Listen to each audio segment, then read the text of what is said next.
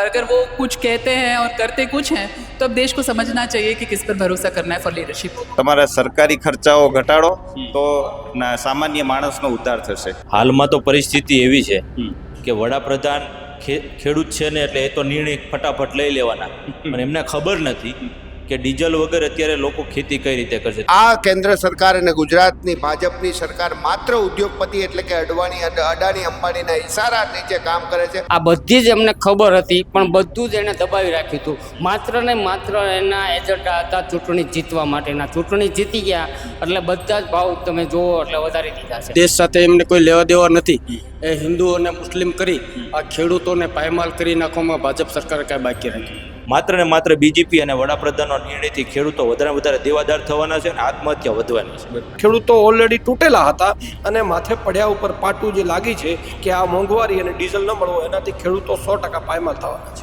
જ્યાં જ્યાં ભાજપને એવું લાગે કે અહીંયા સત્તા આવતી નથી ત્યાં લોકો માટે ખોટા વચનો આપવામાં આવે છે. તાઇફા કરવા સિવાય કોઈ આવડત નથી. એટલે દેશનું અને આમ જનતાનું જે થવું હોય એ થાય. વડાપ્રધાનને ખેડૂત માટે સારું વિચારવું જોઈએ તો ગામે બસ નહીં, એક ટ્રેક્ટર આવું મેકવું જોઈએ. તમતાર કાંઈ વાંધો નહીં, ડીઝલ મારું. મહાત્મા ગાંધીએ કીધું છે કે કેવા કરતા કરવું સારું, પણ આમાં એ વાક્ય ક્યાંય ચરિતાર્થ નથી થતું.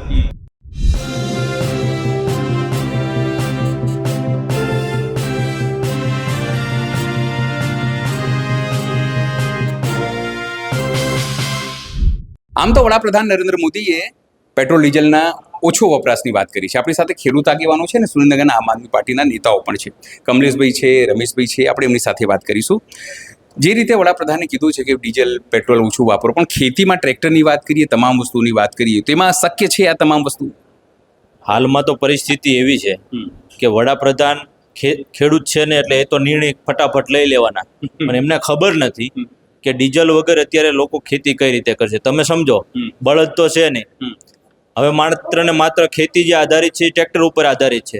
હવે એમાં તેલનું ટીપું નહીં હોય, ડીઝલ નહીં હોય તો લોકો શું પોતે જૂથશે કે વડાપ્રધાન પોતે જૂતીને લોકોની ખેડ કરતી છે? સવાલ તો આ છે. એ એટલા માટે સવાલ છે કે આજે જો ખેડૂતનો દીકરો પ્રધાનમંત્રી હોત ને તો આવો અણઘટ નિર્ણય ન લે. અને અત્યારે ખબર છે કે વાવણીનો સમય છે, ખેડનો સમય છે, મોટાભાગની ખેડ અત્યારે થતી હોય, અને અત્યારે જ જો ડીઝલ ન હોય અને ડીઝલ ન હોવાના કારણે ખેડ થવાની નથી, ખેડ નહીં થાય એટલે પડતર જમીન રહેવાની છે. પોતે આમ તો ખેડૂત દેવાદાર છે ને વધારે દેવાદાર થવાનો છે. માત્ર ને માત્ર બીજેપી અને વડાપ્રધાનનો નિર્ણયથી ખેડૂતો વધારે દેવાદાર થવાના છે અને આત્મહત્યા વધવાની છે. ખાસ કરીને જે ફર્ટિલાઇઝર છે એનો ભાવ પણ આ લોકોએ રાતોરાત વધારી દીધા છે. એ ખેડૂતોને કેટલું મુશ્કેલી થશે?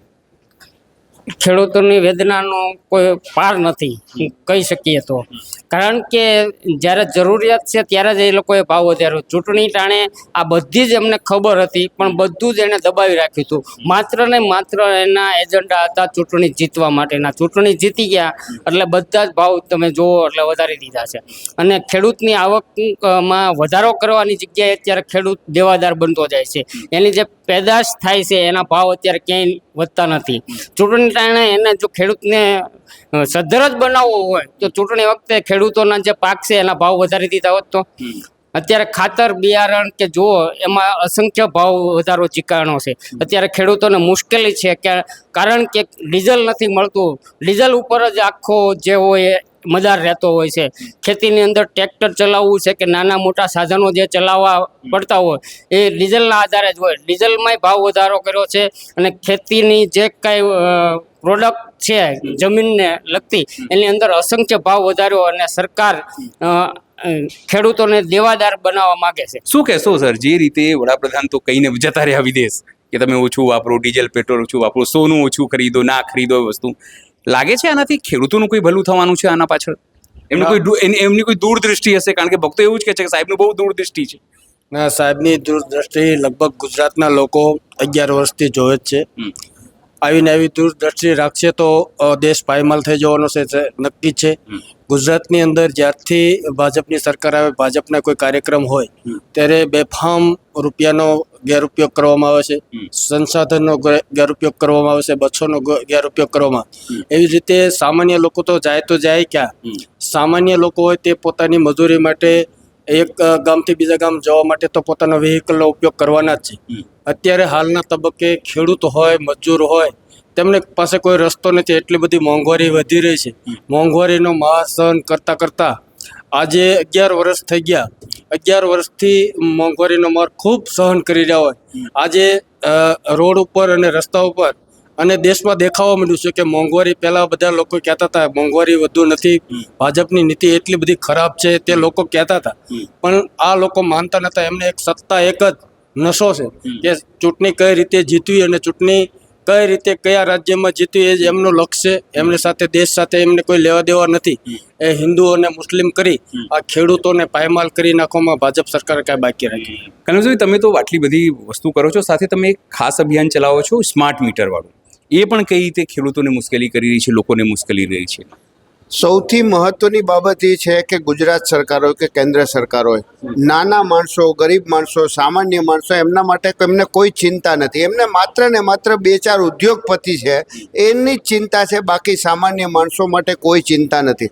આજે વડાપ્રધાનશ્રીએ એવી અપીલ કરી કરકસરની, સોનું ન ખરીદવું, પેટ્રોલ ઓછું વાપરવું, વર્ક ટુ હોમ. પરંતુ જો એમને ખરેખર ચિંતા હોય તો આજે ગુજરાતમાં અને ઓલ ઇન્ડિયામાં જે સ્માર્ટ મીટર દ્વારા જે ગરીબોને અને સામાન્ય વર્ગ ઉપર જે આર્થિક બોજ આવે છે, આર્થિક ભારણ આવે છે, એમાં કેન્દ્ર સરકારે અને ગુજરાતના મુખ્યમંત્રીશ્રીએ અને ઉર્જા મંત્રીશ્રીએ વીજમાં તમામ વીજ કંપનીઓને કહી દેવું જોઈએ કે હાલ આખું હિન્દુસ્તાન આર્થિક સંકટમાં છે, તો આ હિન્દુસ્તાનના સામાન્ય માણસોને કોઈ પણ સંજોગોમાં આર્થિક સંકટ ન પડે એટલા માટે હાલ પૂરતું સ્માર્ટ મીટર કોઈ પણ જગ્યાએ વીજ ગ્રાહકને લગાડવું નહીં. આ સ્માર્ટ મીટરના કારણે વીજ ગ્રાહકોને પારાવાર સમસ્યા ઊભી થાય છે, બહુ મોટું આર્થિક સંકટ છે, એના કારણે ત્રાહિમામ છે. પરંતુ આ કેન્દ્ર સરકાર અને ગુજરાતની ભાજપની સરકાર માત્ર ઉદ્યોગપતિ એટલે કે અડાણી અંબાણીના ઇશારા નીચે કામ કરે છે અને તમામ ગુજરાતના તમામ વીજ ગ્રાહકોને વીજ ગુલામ બનાવવાનું ષડયંત્ર માત્ર છે. અત્યારે જ્યારે સ્થાનિક સ્વરાજ્યની ચૂંટણી હતી ત્યારે તેમણે વીજ મીટર ન નાખ્યા, સ્માર્ટ મીટર ન નાખ્યા. જેવી સ્થાનિક સ્વરાજ્યની ચૂંટણી પતી ગઈ, પરિણામો આવી ગયા, અત્યારે આખા ગુજરાતમાં રોજ 10,000થી વધુ પીજીવીસીએલને ટાર્ગેટ આપવામાં આવ્યો છે કે રોજ 10,000 વીજ ગ્રાહકોને ત્યાં કોઈ પણ સંજોગોએ ડરાવી, ધમકાવી, પટાવી, ફોસલાવી, જે પણ કરવું પડે એ કરીને વીજ મીટર નાખી દો. આગામી સમયમાં તમામ ગુજરાતની પ્રજાને વીજ ગુલામ બનાવવાનું આયોજનપૂર્વકનું આ ભાજપનું ષડયંત્ર છે. પણ પછી કમલેશભાઈ, શું યોજના છે તમારા લોકોની? કાને કઈ રીતે અટકાવો, કોઈ આંદોલન શું કરવાની ગણતરી છે? આની પાછળનું બહુ લાંબા સમયનું અમારું આમ આદમી પાર્ટીનું આયોજન છે. તમામ લોકોને જે સ્માર્ટ મીટર દ્વારા વીજ ગુલામ બનાવવાનું જે ષડયંત્ર ભાજપ સરકાર દ્વારા થઈ રહ્યું છે, એના માટે અમે અમારી પ્રદેશની નેતાગીરીઓ, કેન્દ્રની નેતાગીરીઓ સાથે ચર્ચા ચાલે છે. આગામી સમયમાં અમે વીજ મીટરની વિરુદ્ધનું આક્રમક આંદોલન ચલાવવાના છીએ. ખાસ કરીને આમ આદમી પાર્ટીના આગેવાન તરીકે અમારા રાજ્યના આગેવાનો અને કેન્દ્રના આગેવાનોની પ્રાથમિકતા એટલા માટે છે કે વીજ અમારી પ્રાથમિકતા છે. અમારી જ્યાં દિલ્હીમાં સરકાર હતી ત્યાં અત્યારે પંજાબમાં સરકાર છે, ત્યાં 300 યુનિટ વીજ મીટર દર મહિને 300 યુનિટ વીજ મફત આપે છે. એટલે કે 90% વીજ ગ્રાહકોને ત્યાં ઘર વપરાશના વીજ ગ્રાહકોને ત્યાં 0 વીજ બિલ આવે છે. એટલે અમે આગામી સમયમાં ગુજરાતની પ્રજાને વીજ ગુલામ બનવા માટે રોકવા માટે જે કંઈ તમામ પ્રયત્નો કરવા પડશે કરવાના છે. એના માટે અમારી રાજ્યની અને કેન્દ્રની તમામ ટીમ કટિબદ્ધ છે. આપણી સાથે કાયનાતબેન છે. કાયનાતબેન, જે રીતે વડાપ્રધાન નરેન્દ્ર મોદી સુફિયાની સલાહ આપીને પોતે વિદેશ વયા ગયા છે, શું કહેશો આપ? आई थिंक प्रीच करना और अमल करना ये 2 अलग चीज़ें हैं और उनको समझना चाहिए कि पूरा देश उनकी तरफ देख रहा है और अगर वो कुछ कहते हैं और करते कुछ हैं तो अब देश को समझना चाहिए कि किस पर भरोसा करना है फॉर लीडरशिप. अब खास करके नीट को लेकर आप लोगों ने विरोध प्रदर्शन किया, सब किया, सरकार ने कहा कि अब फिर से हम एग्जाम ले लेंगे. आपको लगता है कि एक पेपर भी ठीक ढंग से सरकार पिछली 2024 में भी पेपर लीक हो जाना, इस बार भी पेपर लीक हो जाना और ऐसे लोग पकड़े गए जो भाजपा के साथ कनेक्टेड हैं कहीं ना कहीं? सर, पेपर लीक हुआ वो बहुत दुखद है क्योंकि बच्चों की मेहनत थी. पेपर अच्छे से मैनेज नहीं हो पा रहा है वो पूरे देश को दिख ही रहा है. लेकिन इसके पीछे बहुत बड़ा मुद्दा है जो लोग कोई एड्रेस नहीं कर रहे हैं कि नीट का जो परीक्षा है वो हमारी सार्वजनिक स्वास्थ्य व्यवस्था का ढांचा है. अगर वो उसमें इस तरह की चीटिंग होगी तो आगे जाके अपनी जान की जिम्मेदारी लोग किसके हाथ में देंगे? આપણી સાથે પોલિટિકલ કાર્યકર્તા છે, આમ આદમી પાર્ટીના નેતા છે જુજારતનભાઈ, જે રીતે ખેડૂતોની સ્થિતિ છે અને વડાપ્રધાન તો કહ્યું કે ડીઝલ ઓછું વાપરો, તમે તો કચ્છને બધાથી છે, તમામ વસ્તુઓ ટ્રેક્ટર હોય કે ખેતી આધારિત વસ્તુઓ પંપ હોય બધું ડીઝલથી ચાલતું હોય તો શક્ય છે કે તમે ડીઝલ ઓછું વાપરીને સારી ખેતી કરી શકો? આવું કોઈ શક્ય છે જ નહીં. અને હાલમાં જે સિઝન ચાલી રહી છે તે ખેડૂતોને ખેતરોની અંદર ખેડ કરવાની સિઝન છે, જેની અંદર પલાવ ચલાવવો હોય કે રોટાવેટર ચલાવવું હોય પ્લાવ ઉપર, તમામ પ્રકારની ખેતીની તૈયારી કરવા માટેની સિઝન આ છે. જનરલી જે સિઝન હોય છે પાક ઊભા હોય છે ત્યારે ખેતરોમાં એટલી ડીઝલની જરૂરત નથી પડતી, પણ હમણાં જે ઓફ સિઝન છે એમાં ખેતીમાં ખર્ચો કરવાનો ટાઈમ હવે છે, ડીઝલ બાળવાનો ટાઈમ હવે છે. આખા દેશની અંદર જો હવે ડીઝલની કિલ્લત રહેશે તો ખેડૂતોને સૌથી મોટું નુકસાન આમાં થવાની સંભાવના છે. આ રાસાયણિક ખાતરનો ભાવ બી જે રીતે વધ્યા છે એને કેટલું નુકસાની છે ખેડૂતોને?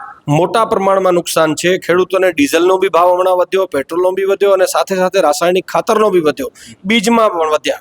આવી જ રીતના અનેક વસ્તુઓનો જે ભાવ વધારો થયો છે એનાથી ખેડૂતોની 100% કમર તૂટી જશે. અને હાલમાં કમોસમી વરસાદથી પણ ખેડૂતો ઓલરેડી તૂટેલા હતા અને માથે પડ્યા ઉપર પાટું જે લાગી છે કે આ મોંઘવારી અને ડીઝલ ન મળવો એનાથી ખેડૂતો 100% પાયમાલ થવાના છે. તમને લાગે છે કે મુખ્યમંત્રીએ બધાએ કીધું કે અભી અમે 5 ગાડી નહીં, અમે 4 જ ગાડીમાં ફરીશું કે સાયકલથી જઈશું, એનાથી કંઈ ફેર પડવાનું છે આ બધું કરવાથી? આનાથી કોઈ ફેર પડવાનું નથી. આ બધી કહેવાની વાતો હોય છે. એમની ગાડીઓ કોણ ગણવા જાય છે કે પહેલા 5 વાપરતા હતા ને હવે 15 વાપરશે કે 2 વાપરશે? એ તો જે વાપરતા હતા એ વાપરશે જ. પહેલાં પણ આવું થતું જ હતું કે જ્યારે 200 સાયકલો આપવાની હોય એની કિંમત 5 લાખ થતી હોય અને એ મેળા માટે, ગરીબ મેળા માટે 5 કરોડ રૂપિયા ખર્ચો કરતા હતા. જ્યારે આવું કરતા હતા ત્યારે જોવાની જરૂર હતી, જ્યારે સી પ્લેન ઉતારતા હતા ત્યારે જોવાની જરૂર હતી, જ્યારે કાંકરિયા કાર્નિવલ કરતા હતા ત્યારે જોવાની જરૂર હતી, કચ્છની અંદર ધોરડોમાં અબજો રૂપિયા નાખતા હતા ત્યારે જોવાની જરૂર હતી.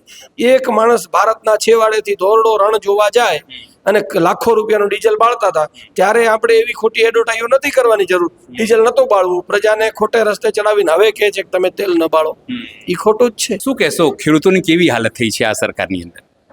ખેડૂતો જ્યારથી ભાજપની સરકાર આવી છે ત્યારથી બીજા રાજ્યોની અંદર ખેડૂતોના દેવા માફ કરવામાં આવે છે. જ્યાં જ્યાં ભાજપને એવું લાગે કે અહીંયા સત્તા આવતી નથી ત્યાં ત્યાં લોકો માટે ખોટા વચનો આપવામાં આવે છે. અને ગુજરાતમાં છેલ્લા 30 વર્ષથી ભાજપની સરકાર હોય, ખેડૂતના નામે 1 પણ રૂપિયો દેવા તૈયાર નથી. ખાતરના ભાવ વધે તો પણ એવું કહેવામાં આવે કે વિદેશમાંથી આવતું હોય છે, એવો બહાના બતાવીને ખેડૂતોને ખૂબ હેરાન પરેશાન કરવામાં. જો આવીને આવી પરિસ્થિતિ રહેશે તો ખેડૂતો નાદાર તો થઈ જ ગયા છે. પણ આગામી ચૂંટણી આવતી હોય ત્યારે આમ આદમી પાર્ટી હોય કે દરેક પાર્ટીઓ ખેડૂતોના દેવા માફ કરવા માટે પહેલો મુદ્દો હોવો જોઈએ એવું મારું માનવું છે. શું કહેશો, આ લોકો આટલા વર્ષોથી 30 વર્ષથી છે, તમે લોકો બી આંદોલન ચલાવો છો તમામ વસ્તુઓ, છતાં લોકો હટતા નથી? અથવા તો એવું કહે છે કે યુદ્ધ ચાલે છે એટલે તમામ મોંઘી વસ્તુ થઈ રહી છે, કરકસર કરો, દેશભક્તિ કરો. તમને મને દેશભક્તિ પીએમ સાહેબ શીખવાડે છે અને પોતે વિદેશ જતા રહે છે. સાહેબ, પહેલી વસ્તુ તો એ જ છે કે અર્થતંત્ર આખું ખોરવાઈ ગયું છે એ ખ્યાલ હોવો જોઈએ. 2008ની અંદર આપણે જોયું છે કે મંદી આવી હતી, પણ જે મનમોહન સિંહ સાહેબે જે દેશને આખી ધરોહરને પકડી અને દેશ ઉપર જે કંટ્રોલ કર્યો હતો એ જાણતા હતા. કારણ કે આ લોકોની પાસે કોઈ આવડત જ નથી, તાયફા કરવા સિવાય કોઈ આવડત નથી. એટલે દેશનું અને આમ જનતાનું જે થવું હોય એ થાય. અમે અમારા તાયફામાંથી બહાર નહીં આવીએ, મોટા તાઇફા કરશું અને એમાં ખર્ચા કરશું. તમે જોઈ શકો છો હમણાં જ સાહેબે જ એવું કીધું કે ડીઝલ પેટ્રોલ, મોદી સાહેબે જ એવું કીધું કે ડીઝલ પેટ્રોલનો બચાવ કરો, થોડુંક કંટ્રોલ કરો. પણ પોતાના કાફલામાં તમે જોઈ શકો છો કેટલી 22,200 તેડાવે છે. એ તો પહેલાં વિચાર કરો, એમાં તો કંટ્રોલ કરો. તમે ખોટું કહેવાનો મતલબ છે કે આમની પાસે કોઈ આવડત નથી એટલે કંટ્રોલ નહીં કરી શકે અને દેશ આખો પાયમાલ તરફ જઈ રહ્યો છે એવું લાગે છે. શું કહેશો રમેશભાઈ, ખાસ કરીને અંતિમ સવાલ છે તમને? જે રીતે સ્થિતિ ઊભી થઈ છે, જે રીતે પોતાની સલાહ આપે છે પીએમ મોદી પણ પોતે પાલન નથી કરતા, એક ગાડીની શૂટિંગ કરવા માટે 3 ગાડીઓ સાયકલ પર જાય અને 3 ગાડીઓ શૂટિંગ થાય.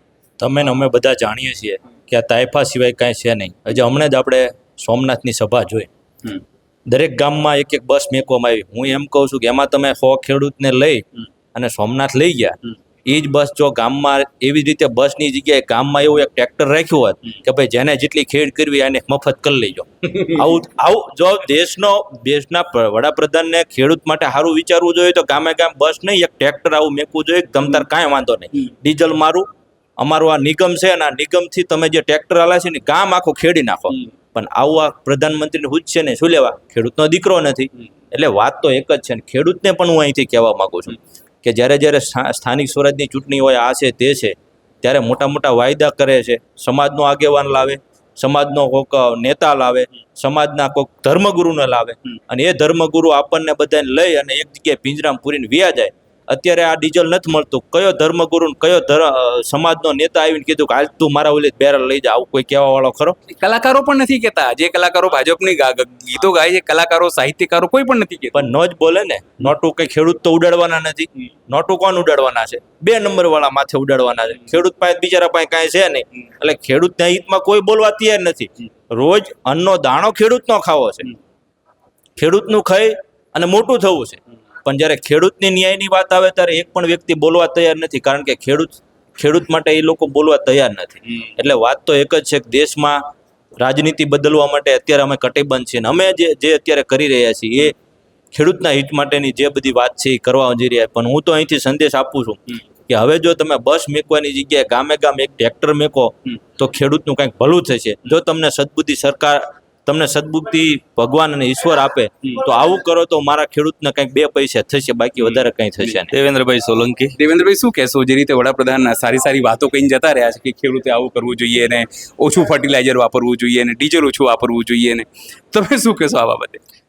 મહાત્મા ગાંધીએ કીધું છે કે કેવા કરતા કરવું સારું, પણ આમાં એ વાક્ય ક્યાંય ચરિતાર્થ નથી થતું. અને મારો વિસ્તાર તો સોમનાથ છે, એટલે મને હમણાંનું જે આ કાર્યક્રમની અંદર જે ખોટા પૈસાનો બગાડ થયો, જે રીતના બધી બાબતમાં, અને ડીઝલ પેટ્રોલની તો વાત છે એ ખોટી જ કરે છે. અત્યારે હાલ પરિસ્થિતિ અમારા ખેડૂતોની જુઓ તો અમુક આજે જ મને કેટલા ફોન આવ્યા કે પોતાના વાહનો અધવચ્ચે પડ્યા છે, ક્યાંય ડીઝલ મળતું નથી, અને આવી રીતના અત્યારે કઈને વયું જવું છે. પણ અહીંયા જે પબ્લિક છે એ હેરાન પરેશાન છે. અને ખાસ તો મારું કહેવાનું એમ કે તમારા સરકારી ખર્ચાઓ ઘટાડો તો સામાન્ય માણસનો ઉદ્ધાર થશે.